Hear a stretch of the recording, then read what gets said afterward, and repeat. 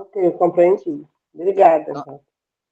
então, a segunda questão do nosso roteiro, como Jung descobriu a existência dos complexos de tonalidade afetiva. E aqui é um exemplo, né, é, que tem a ver com a questão que você colocou, Célia.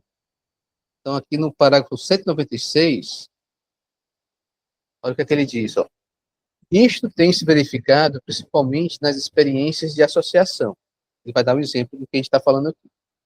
E nestas ocasiões se descobriu que o objetivo do método, que era determinar a velocidade média das reações e de suas qualidades, era um resultado relativamente secundário, comparando-se com a maneira como o método tem sido perturbado pelo comportamento autônomo da psique, isto é, pela assimilação.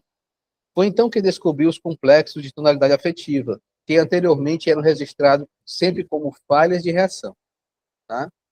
A descoberta dos complexos e dos fenômenos provocados por eles mostrou claramente a fragilidade das bases em que se apoiava a velha concepção, que remonta a Condillac, segundo a qual era possível pesquisar processos psíquicos isolados. Não há processos psíquicos isolados, como não existem processos vitais isolados. É isso que a gente está falando aqui. Né? Não tem como eu isolar, né, um conteúdo psíquico e estudar só esse conteúdo psíquico. Eu vou ter que estudar esse conteúdo psíquico dentro de uma relação, né, entre o sujeito que está fazendo a experiência e o objeto que está sendo investigado. Então, não há processos psíquicos isolados, como não existem processos vitais isolados. De qualquer maneira, não se conseguiu ainda descobrir um meio de os isolar experimentalmente. Só uma atenção e uma concentração especialmente treinadas conseguem isolar na aparência, ou seja, aparentemente, um processo correspondente à intenção da experiência. Mas temos aqui, de novo, uma situação de experiência que se difere da anteriormente descrita, porque desta vez a consciência assumiu o papel de complexo assimilante, ao passo que, no caso precedente, tratava-se de complexos de inferioridade mais ou menos inconscientes. Tá? Então, voltando aqui para poder a gente entender melhor o que ele está dizendo aqui. Ele está mostrando para a gente como que ele chegou a construir o conceito, né, teórico de complexos de tonalidade afetiva. Tá? Então, ele dava prosseguimento às pesquisas em relação ao teste de associação de palavras.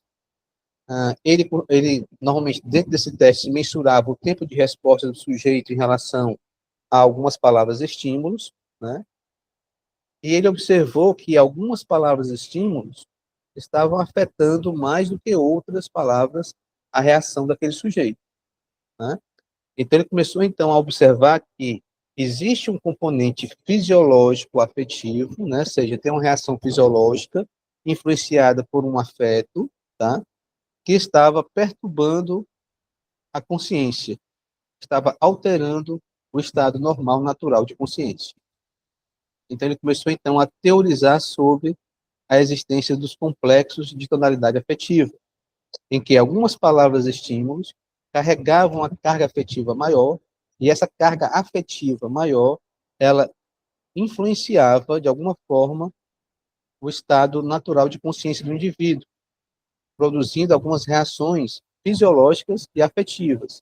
O indivíduo ficava vermelho, tinha uma sudorese, o indivíduo gaguejava, o indivíduo ficava aparentemente irritado, aparentemente triste, o indivíduo ficava mais pensativo, ou ele ficava sem saber o que dizer, né?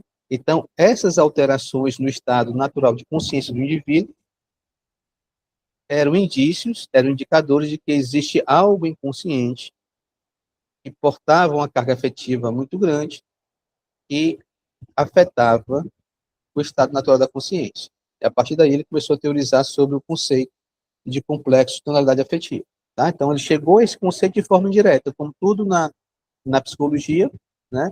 Nós vamos chegar de forma indireta, não de forma direta. Tá?